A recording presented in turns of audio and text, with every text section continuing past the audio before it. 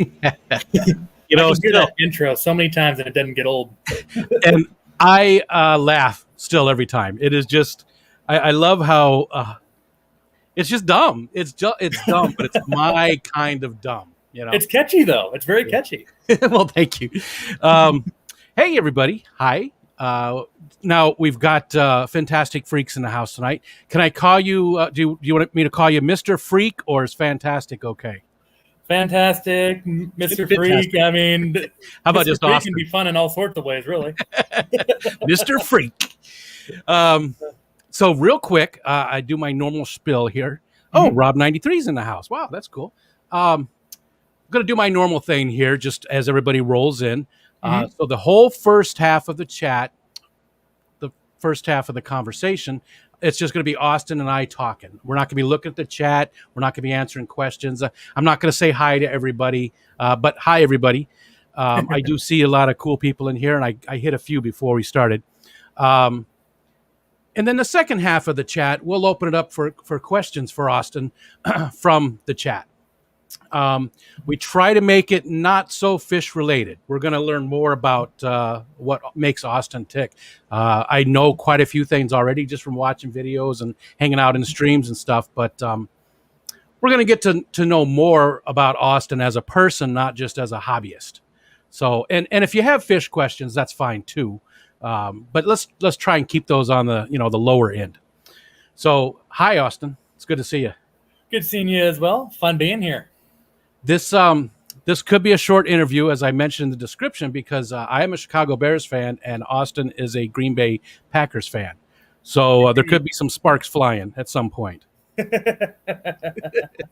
Actually, right up here is a wall hanging with a Bears helmet on it, and Chattanooga Ed thought it was the Legion of Doom helmet from the old Super Friends cartoon. I thought that was cool because that would have been fitting as well in my room. It would have fitted very well. So, all right. So, Austin, you're a writer. You're a sports writer for newspapers. Yes, the Daily Nonpareil here in Council Bluffs specifically. It's a very fun gig, but just like this hobby, it's very time consuming and it's very much you get what you put in. Gotcha. How long have you been doing that now? I know you've been doing it for quite a few years because you've worked at different places. I guess if we're not including college, which I guess if you included some writing in college, then it's probably been around, my first gig as a reporter was back when I was a student at Northwest Missouri State in Maryville, Missouri. I was a sports reporter there, and they have one of the funniest high school football mascots. To this day, I'll never forget it. They were the Maryville High School Spoof Hounds. And what was it? Spoof Hounds? Yes, Spoof Hounds. SPOOF Hounds. I've never heard of a spoof hound. Well, I guess a spoof hound way back in the day would have been a reporter, right? That's somebody who, hey Johnny, go get the spoof. Way back like in the 30s or something.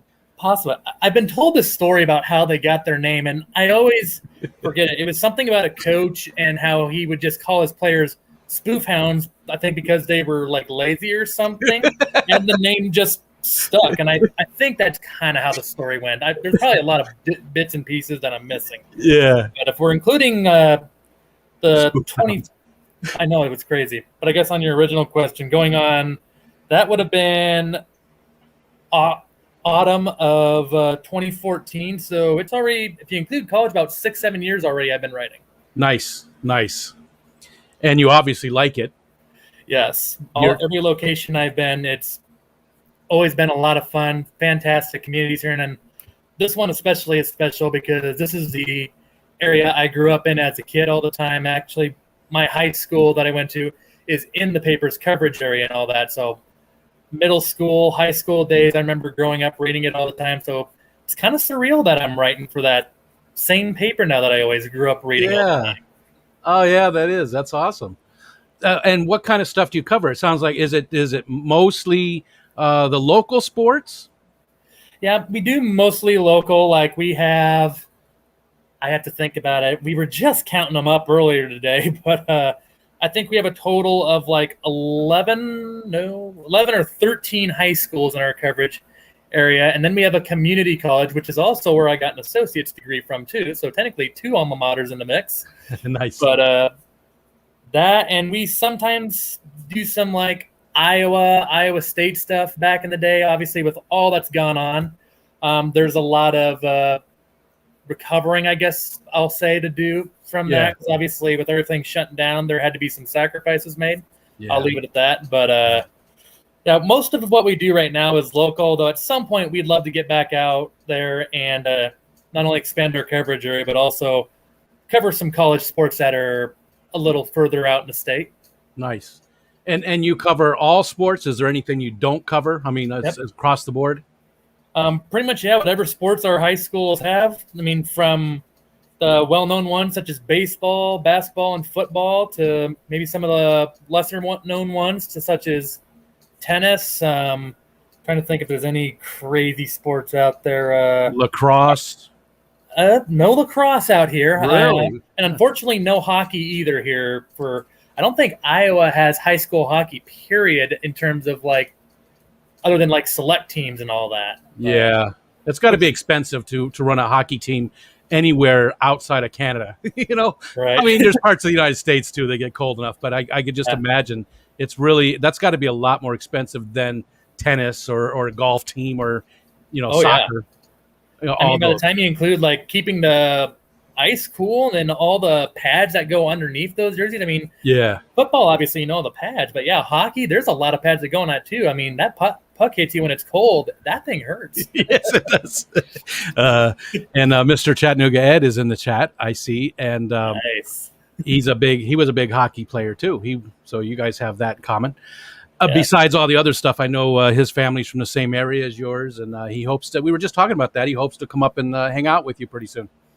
Yeah, Council Bluffs is just be prepared for a lot of road construction. They've been doing a huge project here on some of the main roads here in town, and I keep saying it's gonna look so nice when it's done. It's gonna look so nice when it's done. But in the meantime, there's just certain words that we'll just say are not PG that come out of my mouth dealing with it. And it's like, you got to be kidding me! Another 1-lane road and one of the busiest roads in town. For the love of, how many people live in Council Bluffs roughly? Oh shoot! I'm asking the hard questions. Yes, getting one of the hard ones right off the bat. Getting a brain tickler right off the bat. That's all right. We could. If I had to guess, my prediction would be somewhere around maybe 60, 65,000. I know it's starting to grow and all that because there's some places that are starting to go up and such, but I could be off on that too. Now, Council Bluffs, it's not Iowa. Why am I thinking Iowa? Yeah, it's Iowa. Oh, it is Iowa. Okay. Yep, it's like right by the Missouri River, like right where Omaha meets. Okay. All right. My daughter and her husband have been talking about moving someplace, and I can't. It's in Iowa, and I can't remember the name. It starts with a P. It's like Purdue or something. It's not Purdue, but it's something close to that. Like Pleasantville, or I don't think that was it. I can't remember why they chose that too. We talked about it because I was like, no offense, but I was like, why Iowa? They want to move away from New York, but they don't want to go too far. They were thinking about your namesake in Texas, Austin. But they, I don't know. I can't remember the name of the town. But they're talking about doing that in a few years. We'll see. I don't think my wife's going to let them leave. She's just going to, it's not going to happen. Yeah, that's a long drive. Or I guess they'd probably fly. See me, I always did long road trips. I'm always into that kind of stuff. I don't like them anymore. It's hard to travel, but I did. Yeah, I used to like those. You just got married not that long ago. Is that right? Actually, we're about 2 months away from that. Our wedding date is September the 4th. Okay, it's coming up. Okay, I knew there was something there, but I couldn't remember what it was. Yeah, it's definitely coming up. I shifted gears on you real quick there. How many people in Council Bluffs, and when did you get married? All right, so coming up soon. Big wedding, medium size. We're keeping it kind of on the lower end. Again, partially because of what's all that's going on. That, and I have a couple of grandparents that are battling some stuff and such. Gotcha. So we want to kind of keep it towards the lower end. We're having it. I'd have to look at the number again, but I think we're keeping it like only 150-ish or so. So that's pretty good size. Yeah, I think it's decent size. I guess I've lived in all sorts of countries. By the time I would include all college friends and all that, we probably could have easily went over like 200 and all that. I know that may sound like bragging a little bit, but yeah, I guess considering how big I think it could have been if we really wanted to. Okay, that makes 150 sense. is small to me. Gotcha. Yeah, that makes sense. Yeah, we had a pretty small wedding. I mean, I think there was maybe 70 people there. Fun, but now any big plans for the honeymoon? Going anywhere? We haven't thought a lot about it. We might hold off until our first anniversary to actually do the first one. She has really been talking about Alaskan cruises lately. Gotcha. My only thing with that is, and I know this may sound totally weird for a fish keeper of 25 plus tanks, but I mean, I kind of have I'm not sure exactly what it is, something phobia or whatever, but I have a very uneasy feeling of just being out in nothing but open water. I did it one time. Maybe it was because of all those Titanic books I read growing up and such, but I mean, just being out there where as long as I see like the shore or the land, I'm okay. But if all I see is wide horizons of water, I just get very, very anxious.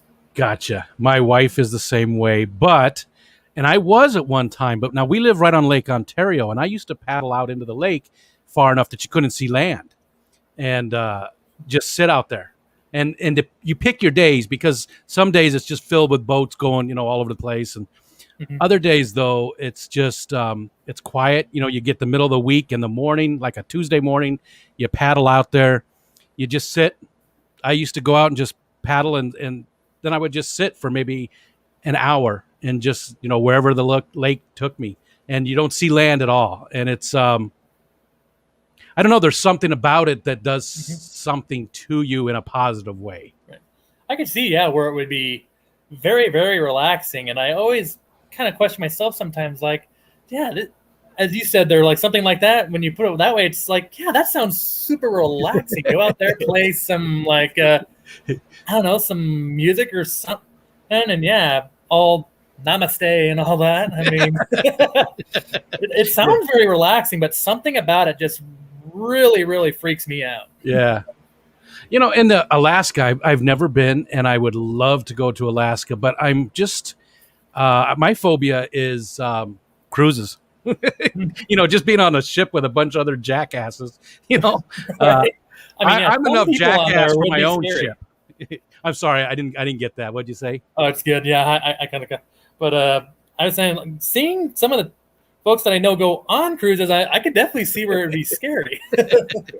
And plus they talk about them just being like, just filled with germs and just nasty, and I don't know. So that's sort of my phobia. So. Right. Well, I mean, especially with what's all gone on again. I mean, I got to quit saying that.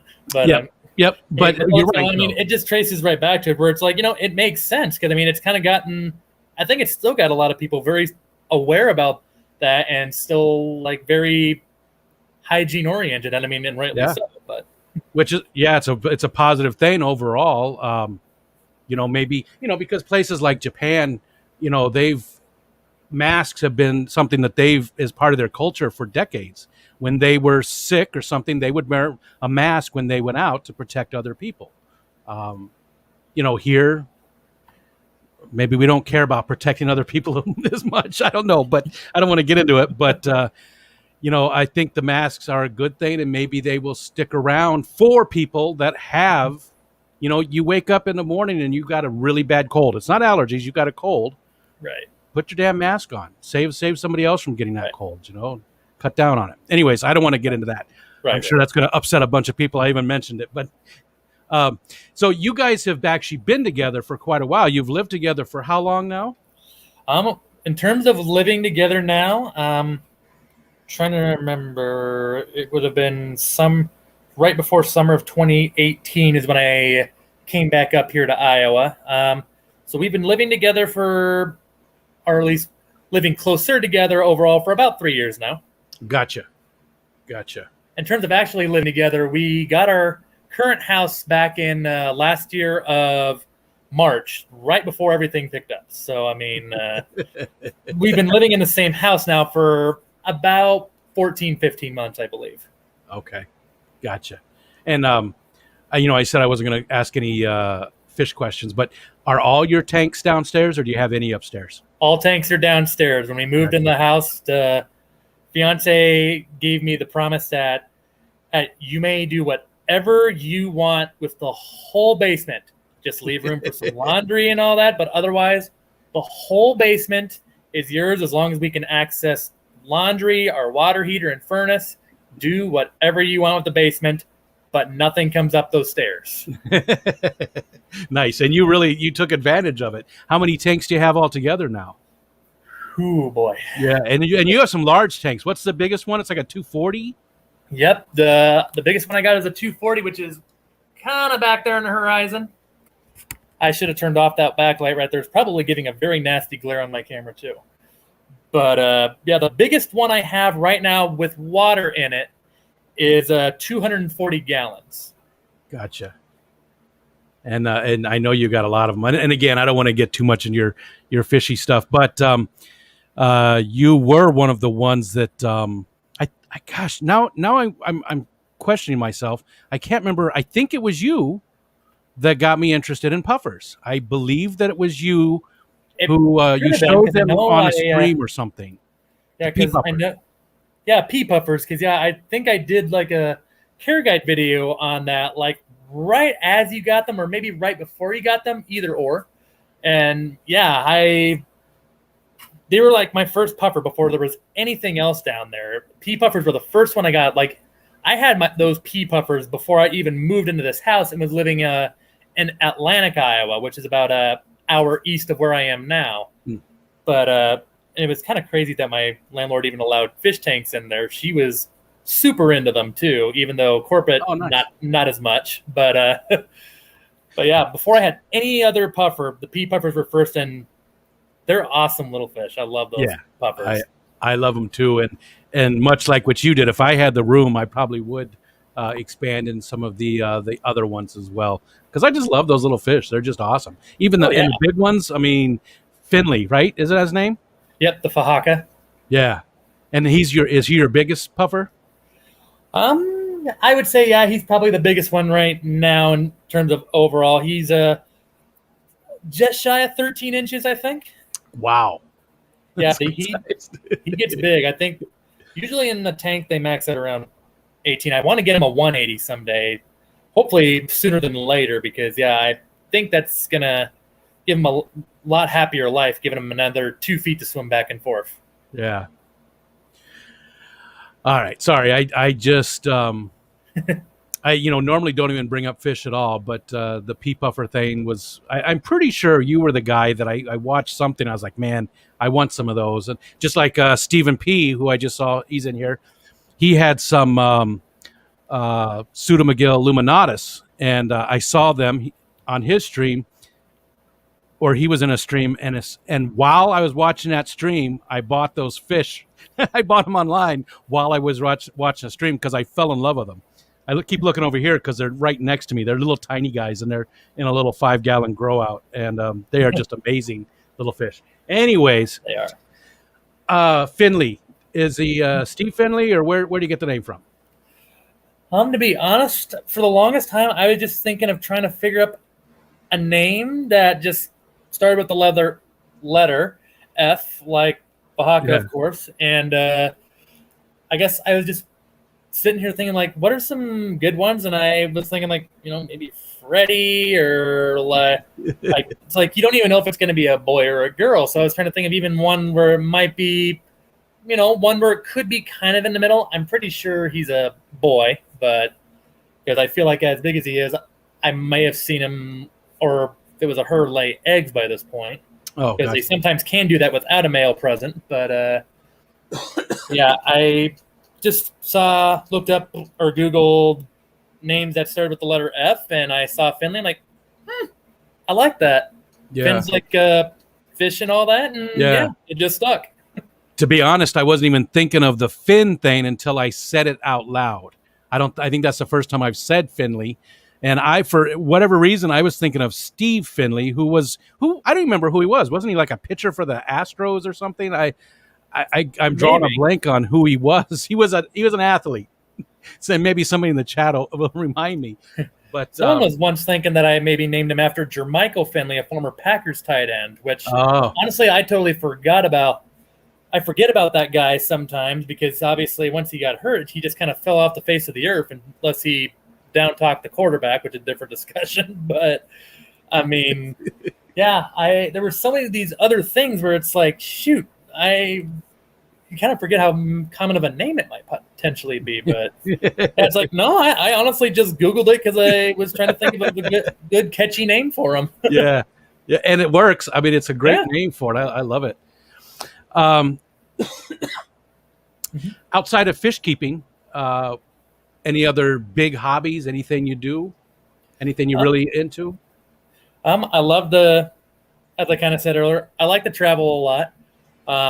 I like to go see places and such. Like, I think it was a couple months ago, fiance and I joined a future brother-in-law and his wife to Branson, Missouri, which is probably one of my favorite vacation spots. I know some people love it too. I know there's people out there that just absolutely hate it because it kind of can be a little bit of a tourist trap. I'm not going to lie. But I mean, there's just so much to do there where if you can't find something at Branson, it's just one of those places. If you can't find something that you don't like at Branson, then you're not looking.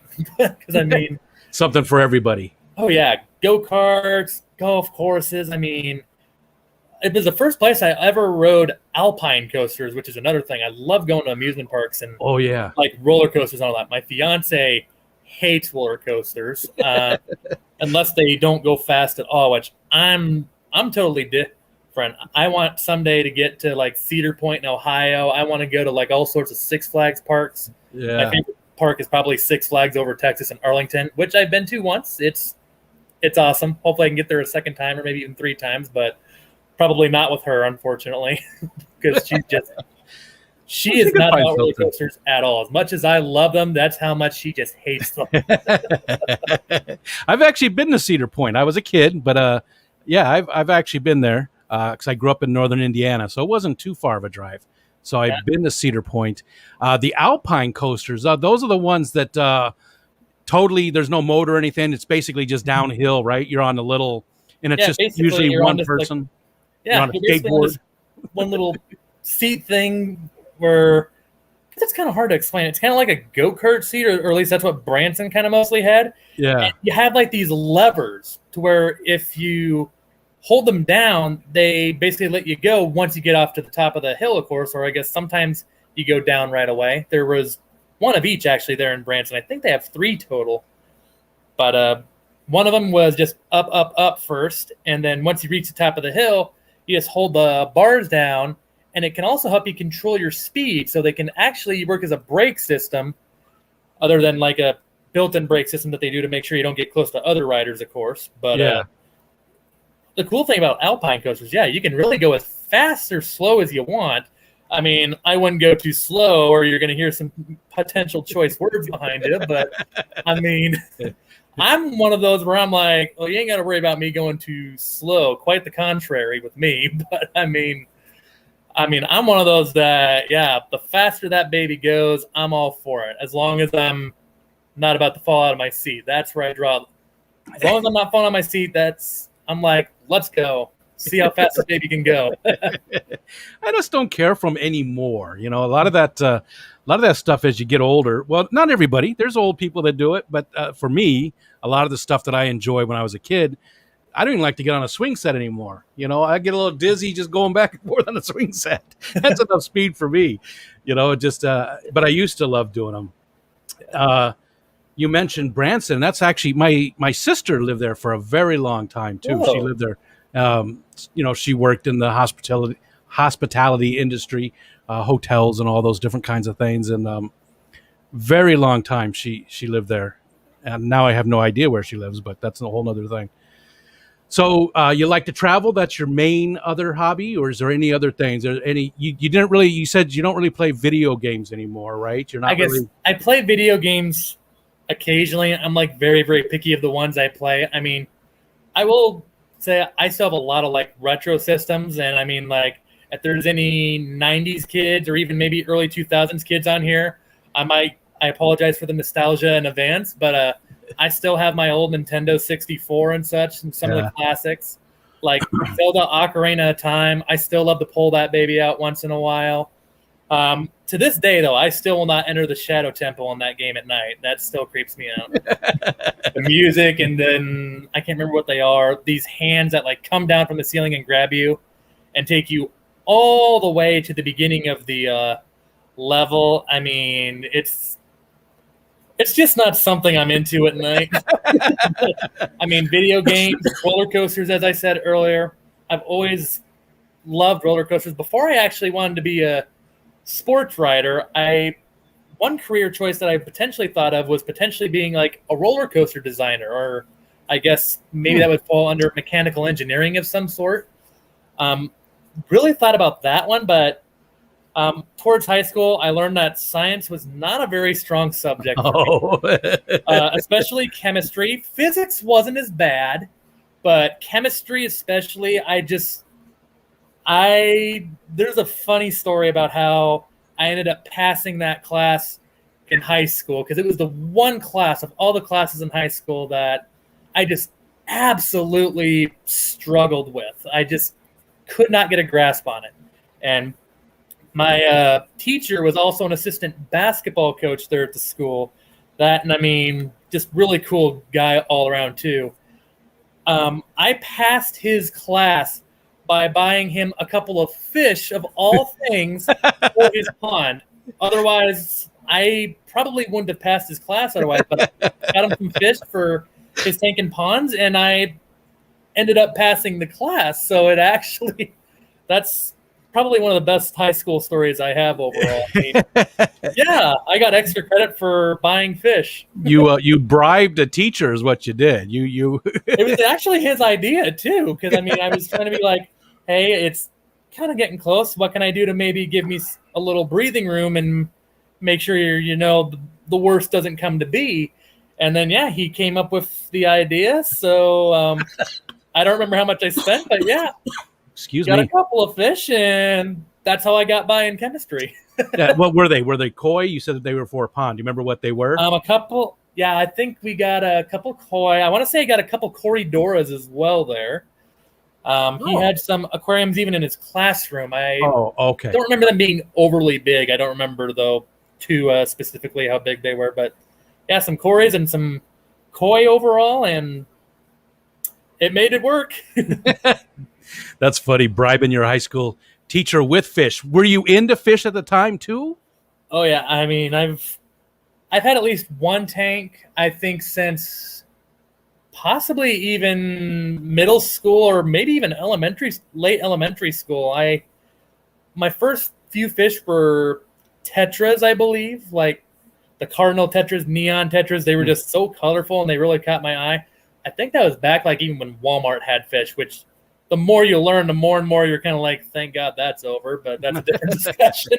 Yeah. But yeah, tetras, I think my first tank was like a 38-gallon tank, and love that tank. It ended up getting a panel broken. I won't say how. The few people involved know why, but yeah, it ended up breaking, and then I think I got my first two tanks once I had a 10-gallon tank. And I know I'm going to make some people cringe here when I say what I put in that 10-gallon tank. It was a couple of common comet goldfish, which I know kind of makes me kind of but I had like 4 of them in a 10-gallon tank, and yeah, I look back at that now too. I'm like, oh, yeah. If only I knew what I knew now. But, yeah, but you didn't know, right? And especially back then, it was a little harder to research those types of things. Yes, I mean the information was out there, but it wasn't as prevalent as it is today. Right. Now you can go spend 10 minutes on YouTube and learn the basics about a subject. Exactly. So, but back then you had to go to the library or whatever. Well, I guess, I'm thinking of myself.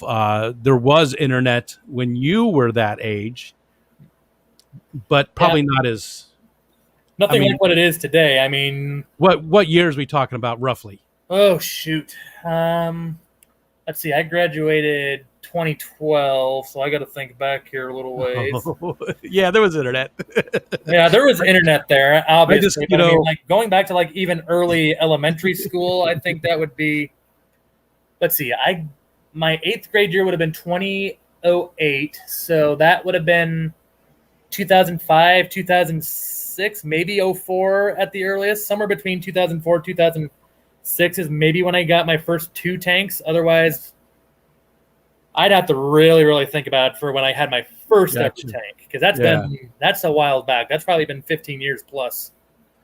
See, I always forget that I'm old because I talk to people like yourself, and I feel like we're peers, right? We're right, and then I'll say something, and I'll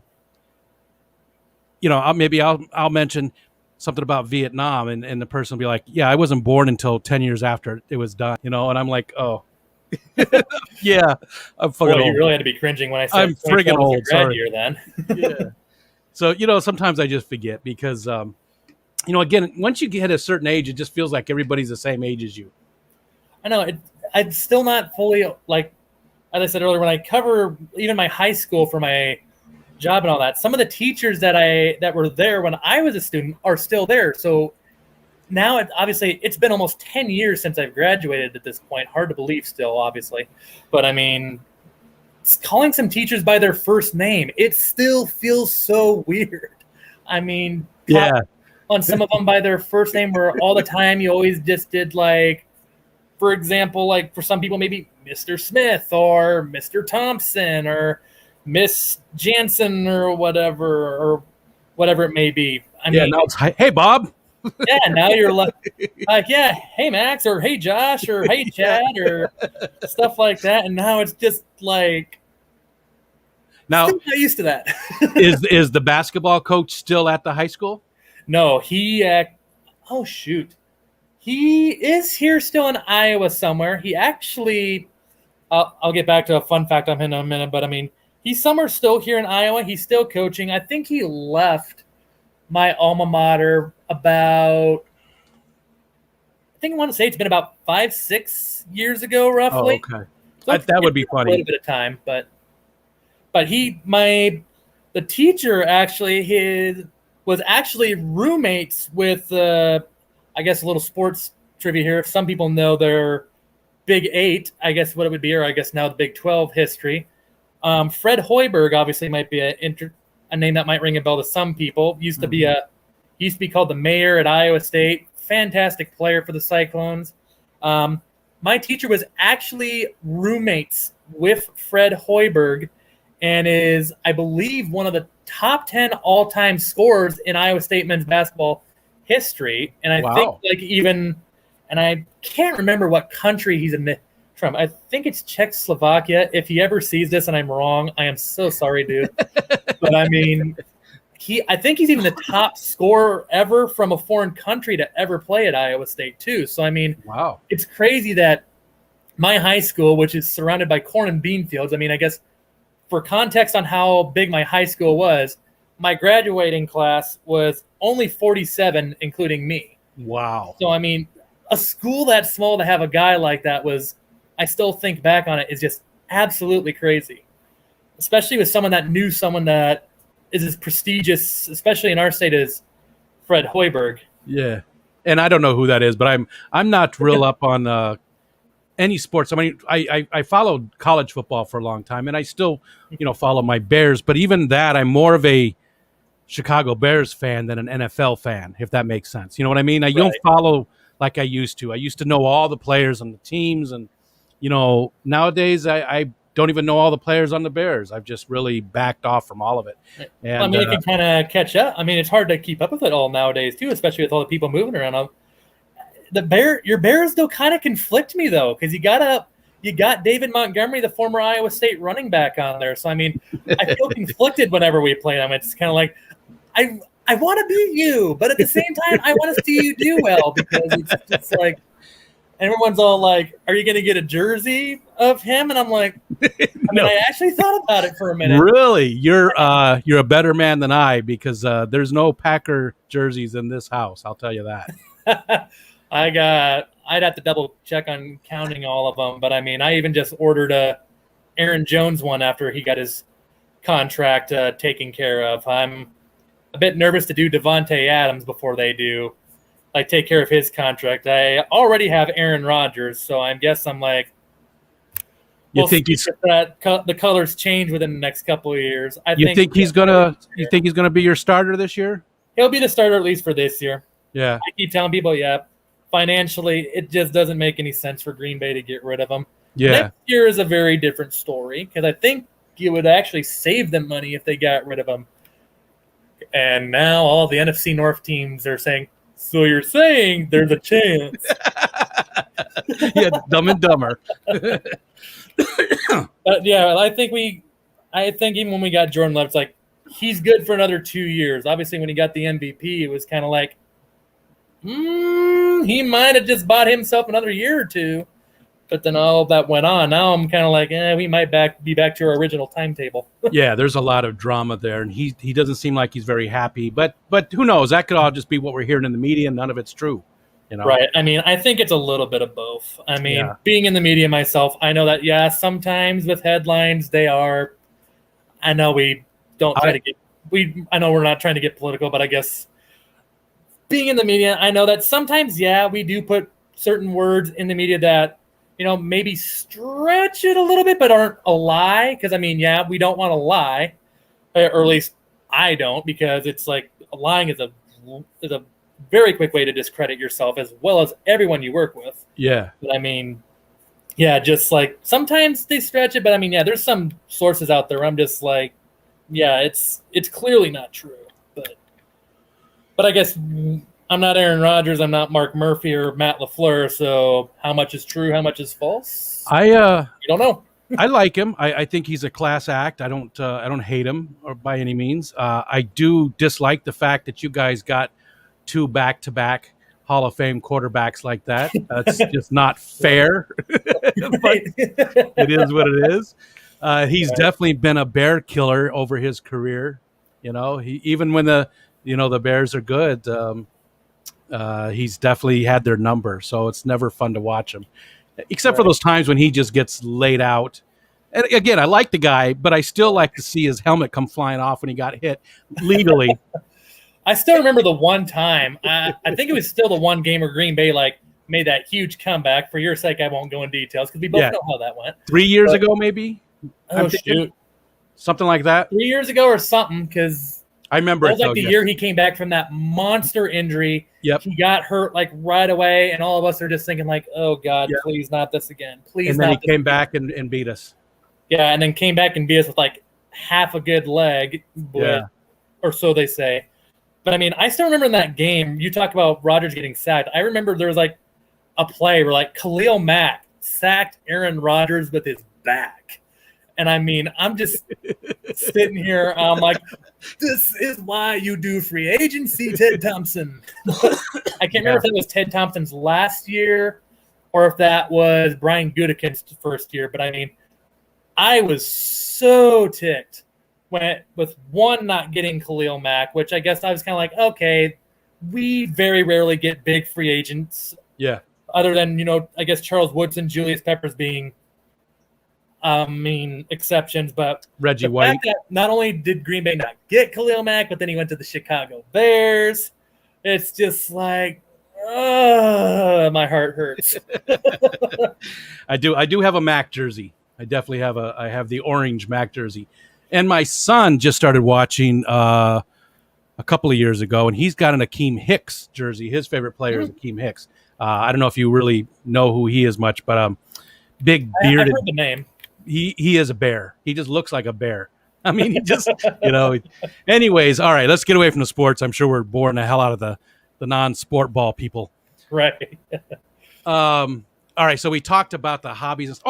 You talked about traveling and stuff. Have you lived in a lot of different places for any length of time, or are you mostly in the Iowa, Missouri area? Or I mostly lived in the around the Omaha area for probably about 90% of my life. I was actually born in southern Minnesota, Blue Earth, Minnesota specifically. Oh, okay. I think we were there. My parents had us living there for about the first, I want to say it was about the first year and a half, 2 years. I'm sure my parents will see this live stream and correct me if I'm wrong. But I mean, my dad had like a administrative job up there, and I think my mother was teaching actually up there some level. And then we left, I think I was about a year and a half, just shy of 2 years old, and we came closer to the Omaha area, and we'd lived in areas like, I think, Papillion, Ralston, which are all suburbs of Omaha, and then like Bellevue, and then eventually moved to the very small town of Minden, Iowa, which I think present day is like only population 500-600 people. So wow, we were all over for a little bit. I mean, I guess myself independently. Council Bluffs, I guess that kind of falls in the same area that I was just talking about. But otherwise, Maryville, I was there for a year. I ended up leaving Northwest because it was just, I kind of made some, well, I had to learn some important life lessons there, and it involved me having to move to a different place. But I eventually moved down to a town, Canyon, Texas, actually, which is about, I'd say 11, 12 miles south of Amarillo, where I went to a school, West Texas A&M, which is where I got my bachelor's degree and such. And I lived there for about 4-ish years, a little bit over, I believe, there. And that place is really awesome, too. I know if had I not met my fiance, I mean, I love all my family, and I got a lot of friends up here, too. I really loved it down there, too. And I sometimes wonder if I would have been back up here, if I'd been more boy howdy sometimes maybe than I might be now. Just chilling down there somewhere in Amarillo, or I also really loved the Dallas area. Wouldn't ever want to live in Dallas itself, but a suburb of like Dallas or something would have been possible maybe. What was it about the Amarillo area that really spoke to you? What really, captured your attention while you were there? Mm-hmm. Well, for one, after living in Iowa all your life to where, super hot and humid summers, and then you can have snow as soon as like Halloween up here. And I mean by snow, like blizzards even. I don't hate snow because, whenever I was down there in Texas, I kind of missed having snow around the Christmas time and all that. But usually once New Year's rolls around and all that, I am done with the snow.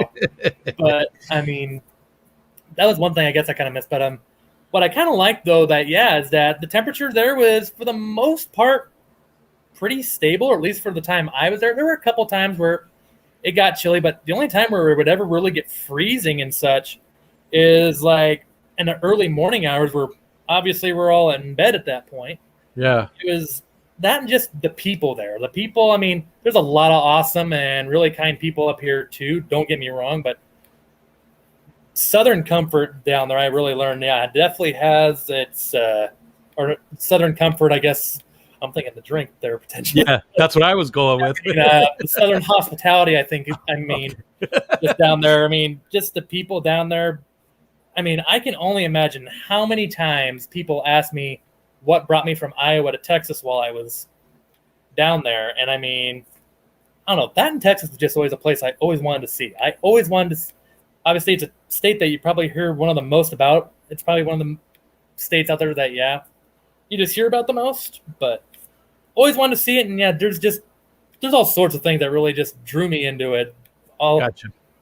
All sorts of big cities down there too, other than Des Moines here in Iowa. I guess Davenport, Council Bluffs, of course, isn't terrible. There's a couple of big cities in there, but nothing like what Texas has. When you compare Davenport or Des Moines, Council Bluffs, Sioux City, and all them to places like Houston, Dallas, San Antonio, or Lubbock, or even Wichita Falls, and all those big ones. It's just, lack of a better way, unfortunately, it's just not even comparable when you Gotcha. get the size and activity, really. So you lived in a lot of small towns as a young person. Do you enjoy small towns more now? It sounds like you don't.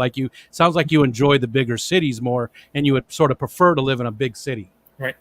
Well, I mean, I definitely didn't hate small towns because, I mean, like I say, I would never want to live in the actual big city itself. Like Amarillo, even. I mean, it's not that I don't mind all the activity that's going on there. Obviously, there's just certain variables, we'll say, that are going on in the big city that are going to be higher than it might be in some of the suburbs. Like, I mean, if I would have been in the Dallas area, I really love the suburb of Frisco, Texas. I mean, I thought that Frisco is absolutely beautiful. That, and I mean, being a little bit of a Dallas Stars fan, and that's where they practiced all the time, was kind of cool gotcha. too.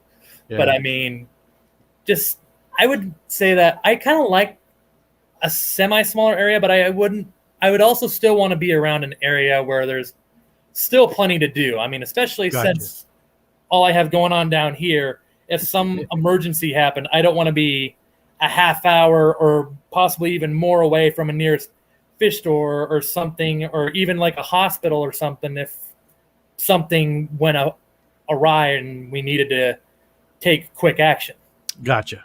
Okay, so it's more you don't want to live in the big city, but you want to have access to it.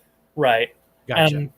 I guess part of that's also my fiance is the same way, although she was pretty much raised here in Council Bluffs all her life as well. And strangely enough, for about the same time period as I was, she lived in Texas for a while, and of Austin, Texas, of all places. I mean, but Austin, Texas also, frankly, was one of the cities in Texas I never made it to while I was down there. Oh. I know that may sound a little ironic, but I never made it to Austin, Texas. Yeah, the one that she lived in.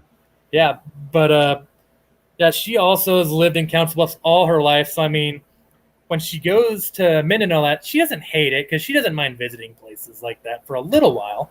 Yeah. But yeah, just being 20 minutes or so, which I guess in my book is still not terrible.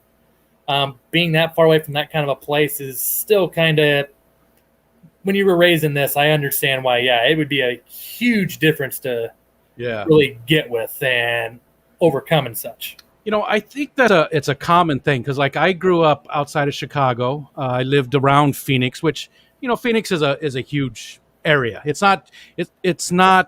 very spread out. It's like 250 miles of just, you know, it's like the Dallas Fort Worth area. It's just a huge area, right? It's not a massive city as far as people aren't piled on top of each other, but it is a massive area. So I've lived in big cities. And now the little town we live in, it's not even a town, it's a village. There's 1,500 people at the last census. And people have been moving away since we lived here. Yeah, it's me. It's me. They're leaving me. That's okay, though. I'm all right with that. Oh, no, Rick's here. Let's get out of here.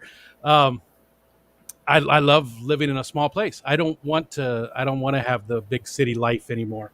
I feel bad for my kids sometimes because they do miss out on some opportunities. But at the same time, there's no crime here. I mean, I don't remember the last time we locked our front door. A lot of times my keys are in the car. You know, it's and it's beautiful. It is beautiful. Clean air, you know, no crime. It's just so much to be said about living in the country. Anyways, enough about me. Actually, we're 20 minutes past. We're almost done, actually, and I haven't even opened up to the chat yet. Are you time pressed tonight in any way? Do you need to? Oh no, I'm okay. I am covering a game later, but it's not for another like 40 minutes or so. So I mean, okay. Well, Diego and Chattanooga Ed go at 8 o'clock Eastern time, so that's about the same time. So we'll see what we do here, but right. So let's open it up to the chat. And again, everybody, if you haven't been here before, I know I didn't say hi to people as they rolled in. I didn't interact with the chat. That's by design, just so we can focus on Austin more than, you know, getting the questions and stuff. But now's the time. If you got questions for them, you know, ask away. And I appreciate each and every one of you being here. I'm sorry I didn't say hi as you rolled in. You're all awesome. Well, most of you are awesome. Some of you aren't so awesome, and you know who you are. You're all awesome. All right, let's see. Ricky's got his usual question. What's your favorite movie? Oh, boy. Brian's song. I have seen it. Actually. And it is a good movie. It is I feel conflicted to say it's a great story because obviously, well, to those that haven't seen it, I'm not going to say what happens, but I mean, obviously, you and I both know it. Yeah, it's kind of a setting, but I mean, it's still a good story and all that. I mean, I did enjoy it, but I mean, I actually have met Gale Sayers, and unfortunately, I had a very bad experience with him. His wife was very cool, but he was sort of a jerk. It's a long story, so I won't go into all of it. But he was paid to be at this event. I was actually drawn to spend time with him and his wife. It was me and my son, and he was just a jerk. There was a bear named Jim Flanagan. I don't know if you remember him. This had to be early '90s. Possibly. His dad played for the Packers. I can't remember his name. I think I'm stuck on Mike, but I don't remember Flanagan. Might have been Mike Flanagan, because I think we had a Mike Flanagan that was on the offensive line once upon a time back in the Brett Favre time. He was a lineman, but I don't remember which position. Anyways, Jim Flanagan was awesome. He sort of saw what was going on and how Gale Sayers was just sort of, he was just bad. And he bought me a beer, and he was talking to my son, and he gave me an autograph, and he was just being really cool. Anyways, what's your favorite movie? I'll admit, I'm kind of it's one thing that hasn't really grown out of me yet. Obviously, I like the Marvel movies, but my favorite singular movie would probably still be Despicable Me. I still watch that a lot, and I still absolutely, like, really every one of the movies. Minions was just okay in my book. But, like, all the Despicable Me movies, I still just laugh my backside off every time, especially, like, the second one especially. It never fails to make me laugh. I mean, some of the humor is so simple and such, but it's child humor, but it still makes me laugh. I mean, there's a line where the spy's name is Ramsbottom. Gru leaving, I think the quote was, "Good days, Mr. Sheep's butt." And that guy corrects him, "It's Ramsbottom." And Gru's like, "Oh yeah, like that's any better." Humor like that, it still makes me laugh. Yeah, it's fun. I love watching those types of movies too. All right, so let's see. Now, can you see the chat at all? Yeah, I actually just pulled it up 5 minutes ago. I had it stuck on the private chat for so long, so if anybody said anything while we were talking earlier, I probably missed the first 45 minutes of it. That's okay though, because again, that's pretty much how it should be. We're just talking to each other, and right. All right, so let's see. I'm looking for questions, and it does help me too if you do the at Rico stand, so I can see that. Let's see. Oh my God. Oh. Okay, there's one. Did you see the one from Florida Fish Rescue from Mike? No, that might be up a little bit. If you had to have fish biting on your earlobes for an evening like decorations, which fish would you choose? So if you had to wear real fish earwings, I said earwings. Earwings. If you had to wear fish earrings with real fish, which fish would they be? See, that's a tough one. Shoot. Maybe this might come a little bit shocking, but I guess maybe a small, like, porcupine puffer one, I guess, maybe, where it was, like, pokey and such. I mean, I guess I'm not an earring person myself. No offense to anyone that is. But, I mean, it's just kind of thing. But I guess that would be my thing, just because, obviously, puffers are kind of my thing. But. Yeah, it's just an odd question. Let's see. All right, I'm going to scroll back to get up. my head a workout. Yeah, I could do a Maboo puffer. That would really get one on each side. I mean, yeah, you'd have to walk in your head just gonna. I mean, I probably wouldn't do that too much, because I mean, if you walk by an officer, they might be wondering what the heck's wrong with you. Maybe. I'm not seeing questions. Come on, people. I see. RB Animals Rescue is asking favorite superhero. Oh yeah, sorry, Ricky. I missed that one. I did see it. Let's see, boy. See, my thing like this, even with Disney, which I'm really big into Disney movies too, going back onto me, another part of my childhood that I still haven't outgrown. But I'm one that also really gets more into the villains or the anti-hero. I mean, I think I've said it on here before. I know I've said it before with like Fish Room Fever or Chattanooga Ed stream before that I have a Dr. Octopus costume before. But yeah, I love Deadpool. Ryan Reynolds makes me laugh. Yeah, he does. Even in Detective Pikachu, there was just times where I'm like, yeah, that's Ryan. yep.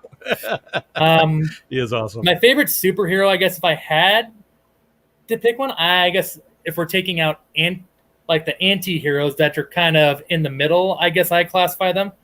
I would probably say Spider-Man would probably be my favorite. Otherwise, if we're including anti-heroes, especially thanks to the later movies, I've really gotten big into like Deadpool would be up there, but otherwise Venom, which I mean, if you read the comics, I mean, I know he gets classified as a villain by most, but yeah, but it depends on his host, right? I still think he's very much in the anti-hero, but I guess hero stage, I would probably say, yeah, Spider-Man.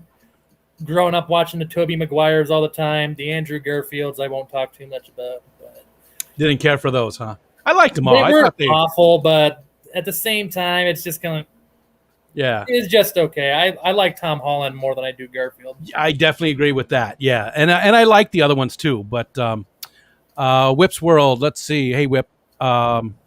Sticking with the superhero theme, if you could only have one superhero power, what would it be? Oh boy, y'all are making me flex my creative muscle here. I'm not gonna lie, being a fish keeper, having Aquaman's powers to talk with the fish would actually be pretty awesome. Yeah, that would. It would probably make things a lot simpler too, because you wouldn't have to test the water and such. Yeah. It could literally just be like, "Yeah, dude, my water kind of sucks. Can you clean it?" Or like, "Hey, I'm not feeling so hot. All right, what do you think? What are you feeling?" and such. But I don't know. That's kind of perhaps a little far-fetched, but I guess otherwise, I don't know. Super speed would be cool, because then maybe that would probably help you a lot being a professional athlete or something. That or super strength, I guess.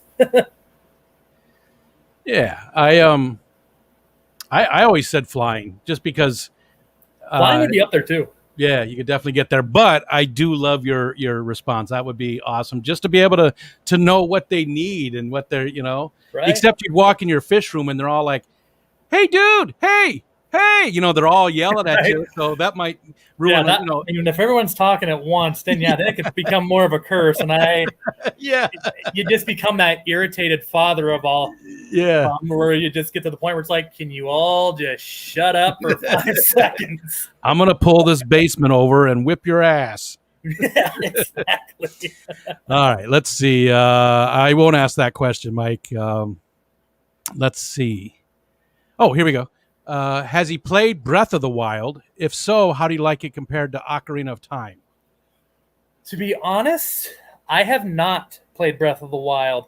I guess this might be spoiling for myself.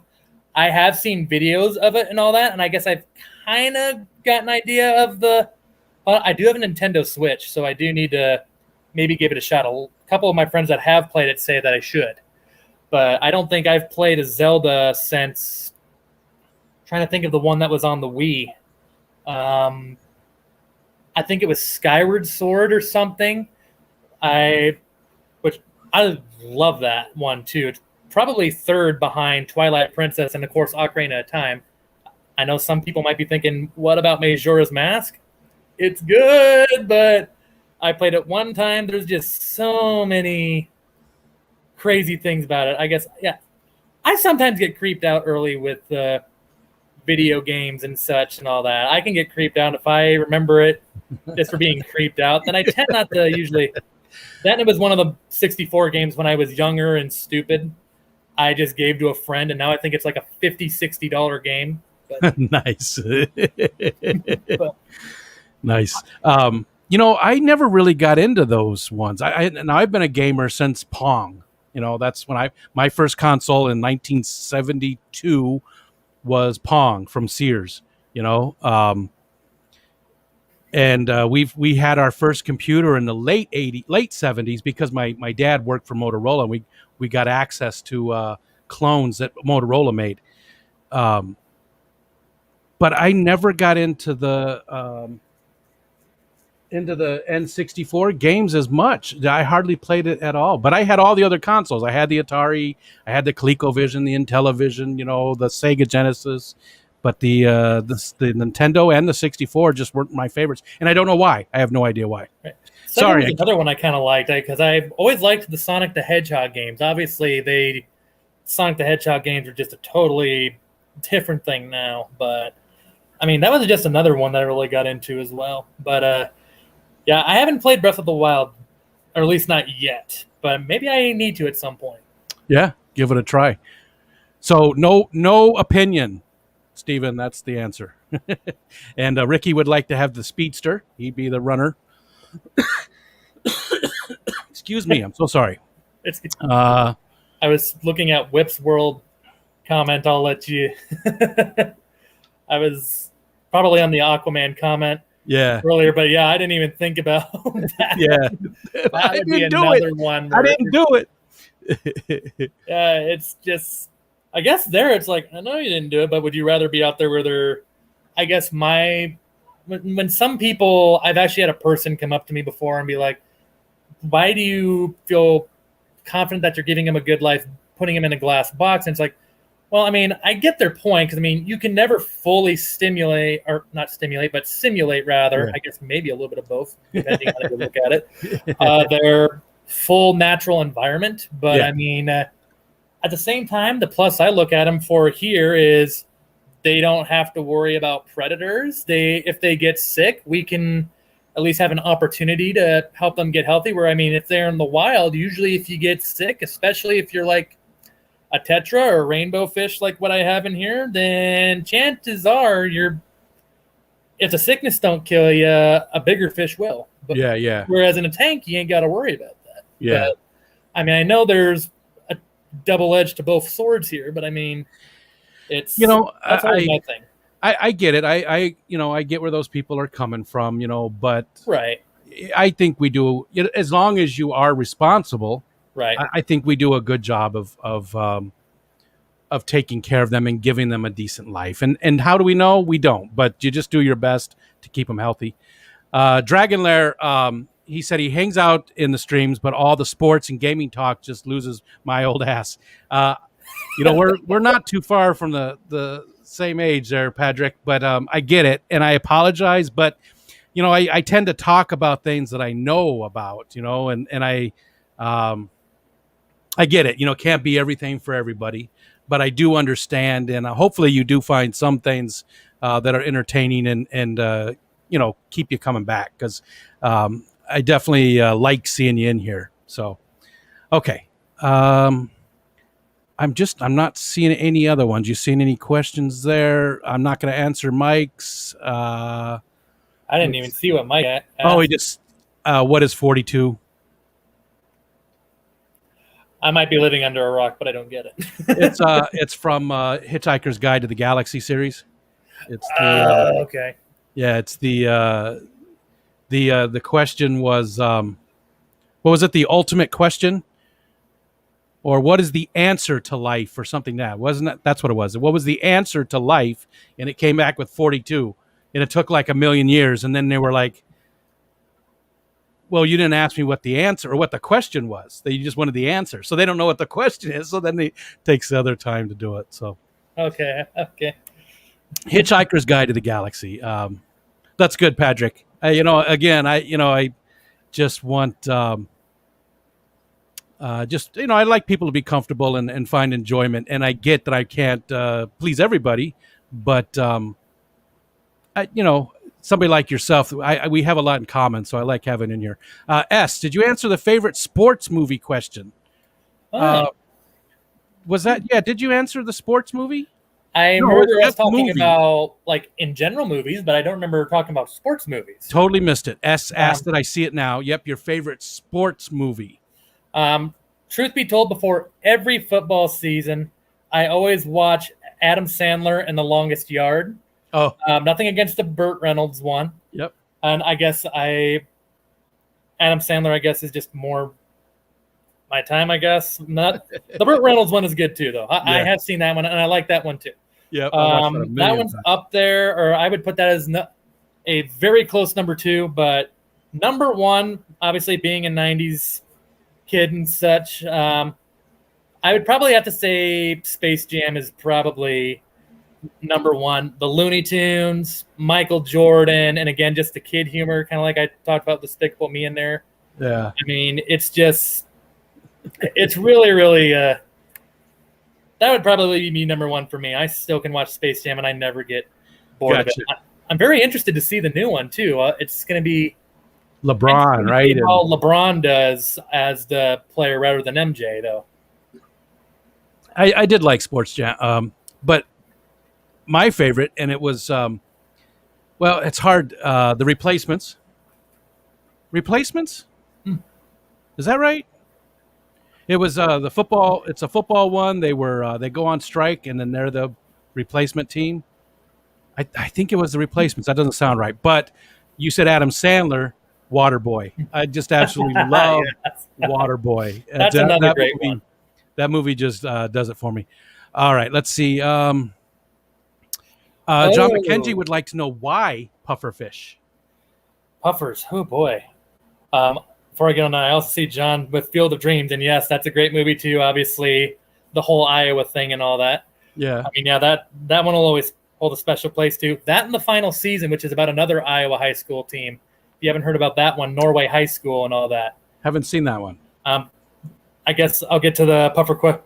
The main deal there was it was a small Iowa school that once all the schools started conjoining in, annexing into each other, one of the small ones was like a baseball powerhouse that had won I think 20 state titles, and they got caught up in all the annex drama and such and had to get brought into another school because those smaller schools sometimes would be seen as a financial burden for the overall state and the government and all that.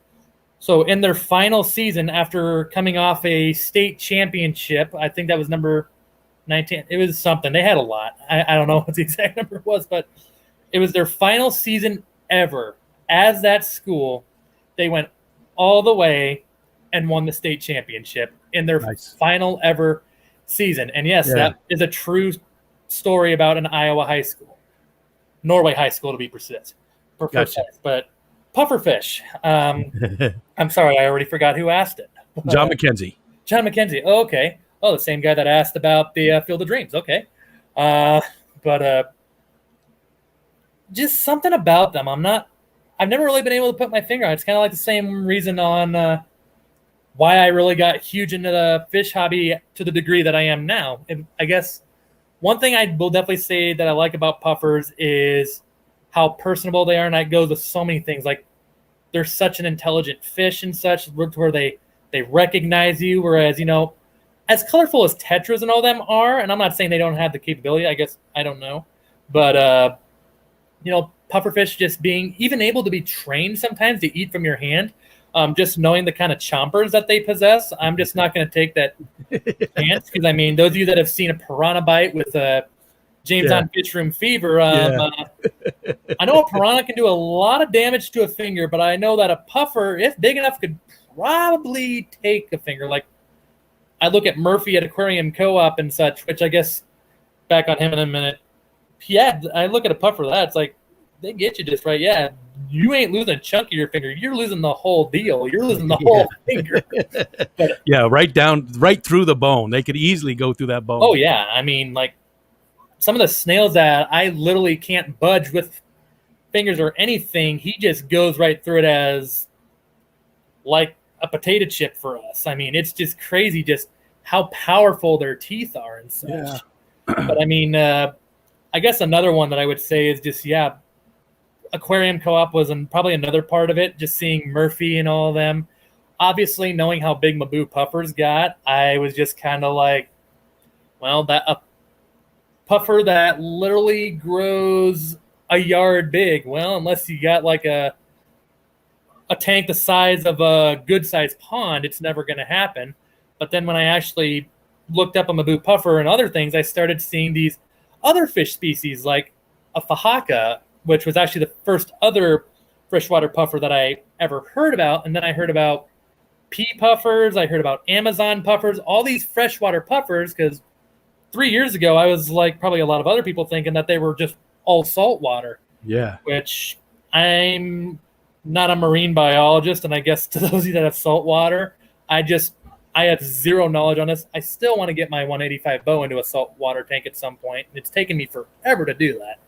But I kept learning about all these freshwater puffers and such, and I'm like, oh, so there's actually ones that like live in lakes or rivers. That'd be really cool to try. And the first one, as I said earlier in the stream, was pea puffers, and then I'm trying to remember what the second puffer was. Might have been Finley, actually. Might have been the second freshwater puffer I got, and then it built and built higher and higher, and it just came to be a niche, I guess. How many different types do you have now?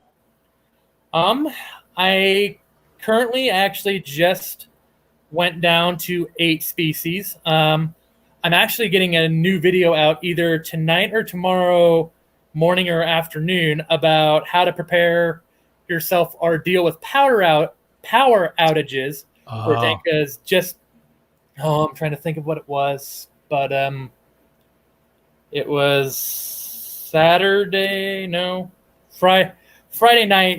I guess technically actually it would have been Saturday, because it was like midnight on Saturday morning. The power went out, and it was out for about 3 to 3.5 hours, which obviously, I mean, is just, for some of us, especially with this many tanks, can just be an absolute nightmare. Yeah. And unfortunately, the power surge took a couple of my rainbows, which, I mean, I never want to see any of my fish die, but I mean, there's some that just, obviously hit you harder.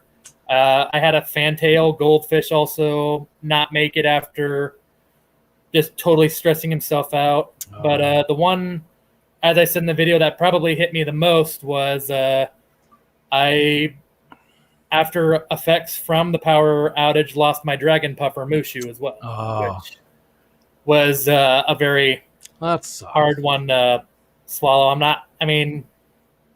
It was kind of hard too, because I don't flush fish down anyway, but I mean, as big as he was, you couldn't have anyway. And because he was like 7 inches big and like bigger than a baseball round almost. Yeah. He was a big dragon puffer. And he was pretty big when I bought him. So I think he was an older fish when I first got him too. So maybe that was part of what did him in. But yeah, the power outage. That's always hard. Yeah. It's always hard. And it was harder too, because I actually had to bury him too.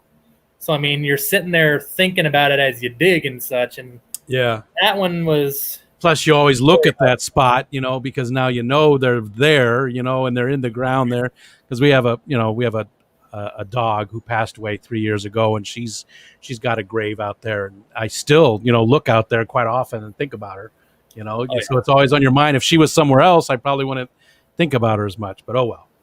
Yeah, it was kind of the same thing. I don't think I felt that hard since we lost you talk about dogs, my childhood dog, which, son of a gun, has already been 5 years ago, but I still remember that dog like yesterday even too. Yeah, yep. They definitely, find a place in your heart. But anyway, we're getting on a sad note. Yeah. We need a question to pick, like something, pick the mood back up or something. Here we go. Ricky wants to know if you read comic books, and if you do, what's your favorite? I do read comic books. Spider-Man. My youngest brother, just because he got them, I read the Bone comics. Yeah. I have that whole thing. I thought those were all right, and I guess it's been a long time, so I don't remember a whole lot about them. But again, Sonic the Hedgehog comments too, or not comments, but comics too. I read them a lot. I like Garfield, of course, the Peanuts, the classics and all that that always come up in the newspaper strips. I sometimes like just reading the Sunday paper just to see all those. And, it's funny how some of those comic strips mean different to you as life goes on. Like as a kid, I still always read Dilbert, but I never really understood a lot of the jokes until I started working in an office. And then now Dilbert is probably, it keeps slowly and slowly growing on me because it's just, there's just more and more there where it's like, yep, been there. Yeah. Stephen P. would like to know how old you are. Yeah, and again, you don't have to give exacts, but he's just curious if you're around his age. I guess my exact age, I'm not going to give birth date or anything that over, but I mean, I am currently 28. There we go. A youngin'. Yes. Wow, that's, with you know, fin you're younger than my oldest son. See, it is weird because, again, we feel like peers. You know, you don't feel like somebody who's my son's age. So, all right, let's jump down. Now it's quarter till right now. So let's see. I'm okay for a little while. Yeah, okay. We're running late a little bit, so I don't want to go past Diego's at 8 o'clock. So we got about 10 minutes or so. All right. Okay, here we go. Leaning towards the fish keeping world, if you could build your fish room from scratch, knowing what you know now, what would be your number one thing you change? And also, the replacements is correct. All right. Not because I don't like them, but just because they're a little easier to maintain. Any tank that probably would be under 20 gallons, I probably wouldn't bring down here. Just because the bigger the tank, the longer the water can keep, and especially as time-consuming as this is, as well as my day job, of course, it would allow me to have a little extra time between some water changes between some other tanks. Because, I mean, my tanks currently range from a 4-gallon column to, obviously, all the way to that 240 that we saw earlier. So, I mean, which is obviously quite a range, which is, I guess, when I started my channel, was something I kind of wanted to point out too, is like, hey, if you got small tanks, I got those. If you got big tanks and such, I got those too. Yeah. But I mean, honestly, I guess I'd maybe have still a couple of 10 gallons just because it's such a common size. But anything that'd be below 10, I'd probably get rid of just because, yeah, they almost require attention, like even once every week. And that's with me still just over filtering the tar out of all of them. Just basically, I mean, I only have one beta in that 1.4 or koi beta to be precise, but even then, it's just they take a lot more work because the parameters can just go sour a lot quicker because there's a lot less water to keep everything intact. Yeah. So leaving out the smaller tanks. I still love the smaller tanks, but I guess if I absolutely had to change something, that's probably one. Okay. And Mike wants to know, did you DIY your fish keeping system or buy equipment for each tank, and why? I guess currently I have bought every single filtration system for all my tanks just because, I guess, again, with the time and such, I just don't have a ton of time to really build a whole lot of that stuff. Although I would love to, I see videos about like how people build their own canister filters. I'm actually another Omaha area fish tuber in the area, SC Fish Keeping, who has a really interesting channel as well himself.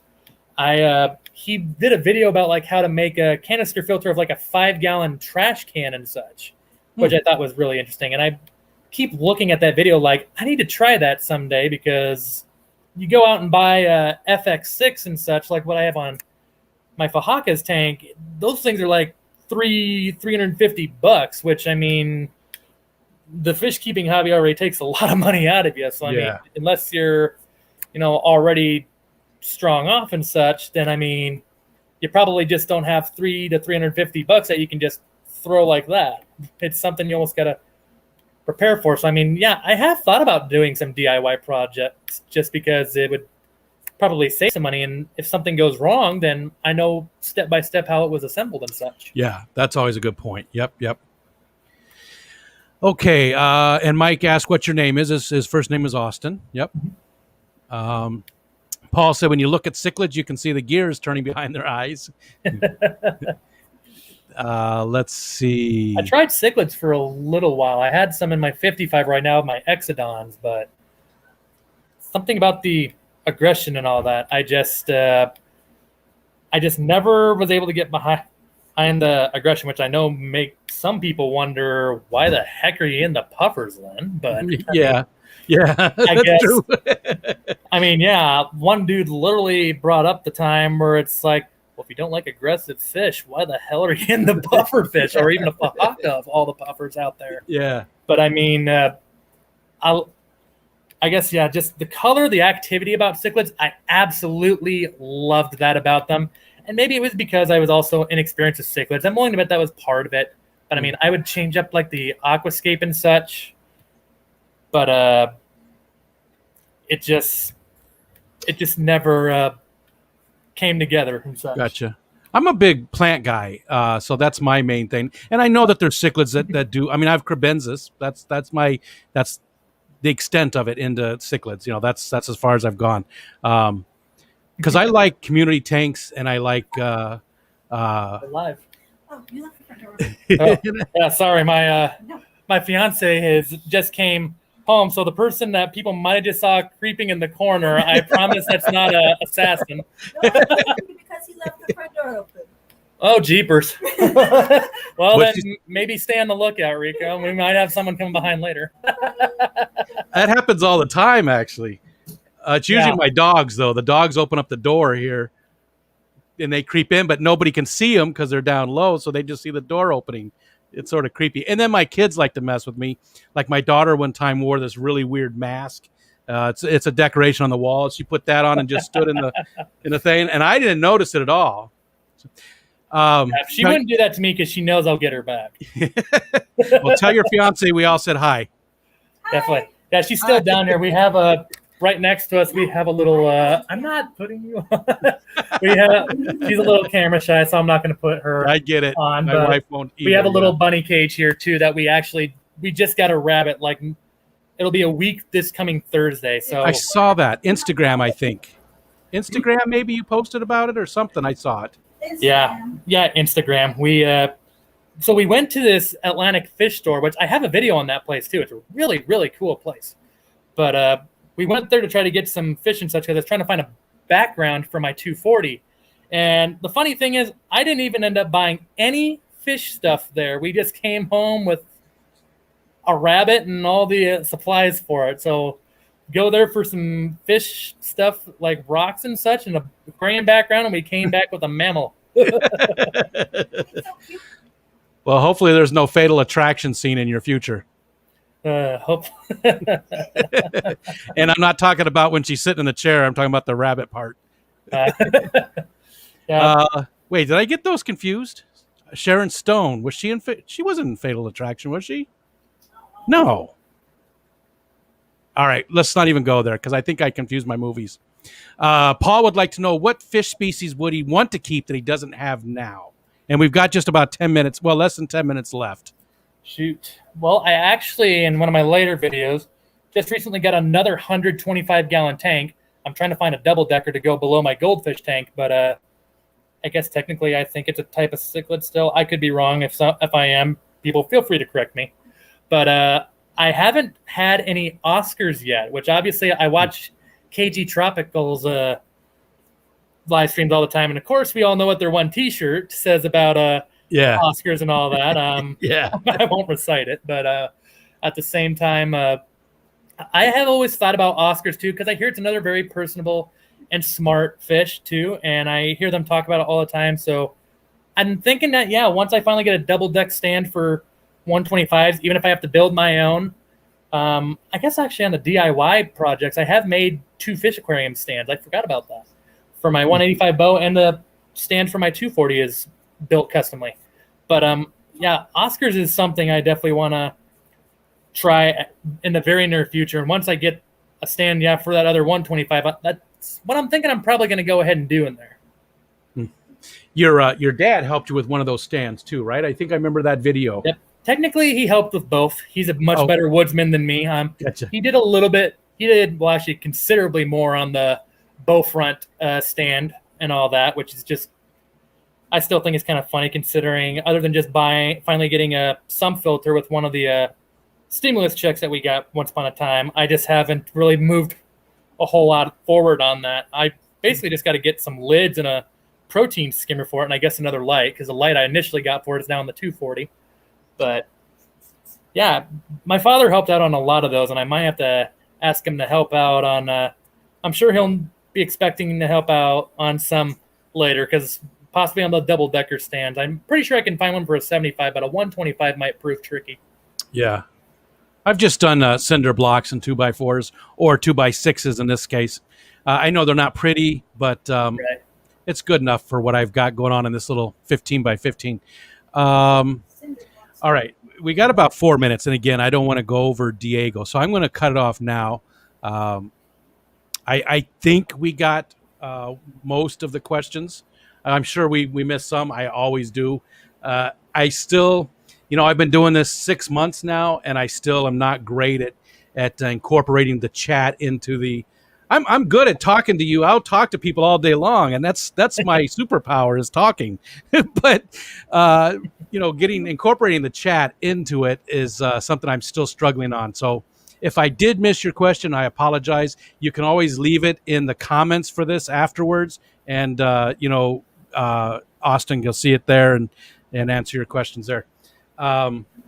You got anything coming up that you want to talk about, or have you thought about doing live streams on the regular? I know you do them for your giveaways and stuff, which I had actually thought about trying to start up something and all that, because obviously with 1,000 slowly getting closer and closer.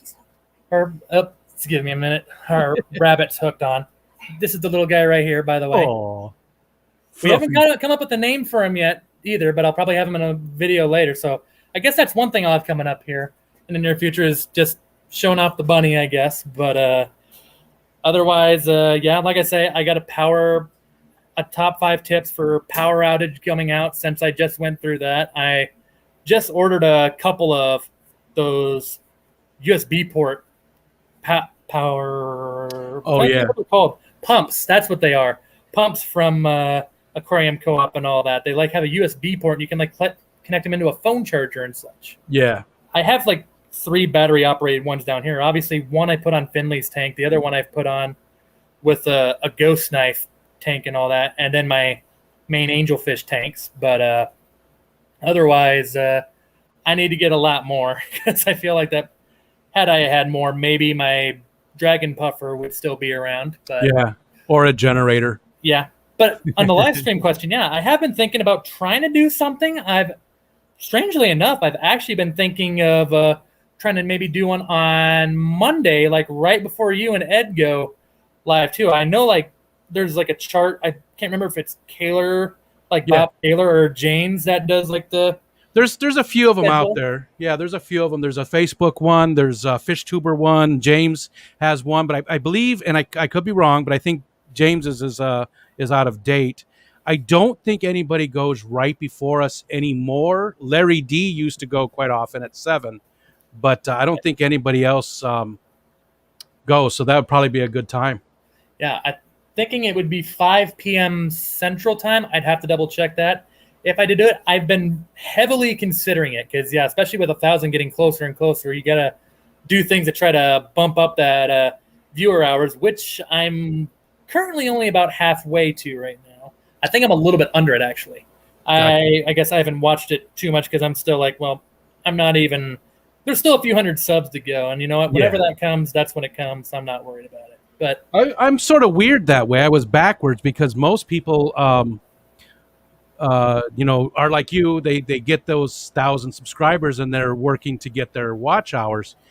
Mm-hmm. My watch hours are – I'm closing in on double what I need for the year. Really? But I'm not even halfway to 1,000. Well, no, I am now. I am. I'm 522, so I'm halfway to 1,000. So I've got a long way to go there. But it's because most of my content is these live streams. We just did an hour and a half. The one with Lisa from KG Tropicals was 2 hours. So those are where that time really adds up. It really does. Yeah, with me doing all these videos and all that, I don't like doing my videos too much longer than 10 minutes because obviously you can only keep one person's attention for so long. So I mean, you also want to throw in some like shorter videos, which it keeps their attention and all, but obviously, it doesn't rack up the viewer time very quickly and all that. But I mean, like I say, you know what? Whenever it comes, it comes. My main thing of why I do this is, I mean, as I think I've even said I think it was my 1-year video. I could be totally wrong, but I always say like, hey, I'm not a fish expert by any means whatsoever. I wouldn't even call myself a puffer expert. I'm just a dude that has a lot of tanks, a whole basement to put them in, and just a fella that really, really likes fish. I'm a fish enthusiast, not a fish expert. And with the live streams, I think they're community building. It really does help with community building. I was just looking to see if Diego. So Susan from SLC Aquatics is live right now. She starts about a half an hour after me, so she's live. And actually, Alex from The Secret History Living in Your Aquarium is live right now. And I don't see Diego's yet, though. So I wanted to give you the link for Diego's. I wanted to throw it up there in the chat.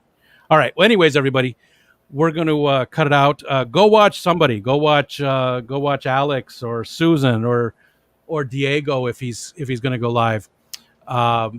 And I appreciate each and every one of you coming in. Austin, thanks so much. I knew it was going to be fun. We have a lot in common, even though you have a sucky football team. Nice. You had that there the whole time, didn't you? Just waiting. Yep, I was waiting for my opportunity to pounce, and the opportunity presented itself. Yeah, nice. Perfect timing. It's all about the timing. All right, everybody, take care. Let's see. I don't know. I was going to say who's up next week, but I honestly don't even remember who's coming up next week. I think Ed and I are going to be doing a Saturday stream, 8 p.m. Eastern Standard Time this week. It just depends on James. So Ed and I are doing a Saturday spotlight where we interview small channels, purely fish related. Not like these where we try to stay away from the fish stuff. Right. It's specifically for small channels, specifically for fish content. And we go on the Saturdays that Fish Room Fever doesn't go because he's sort of backing off on the Saturdays a little bit. So we possibly might be going this Saturday. And then we have our normal thing. So thanks everybody for being here. We'll see you on the next one.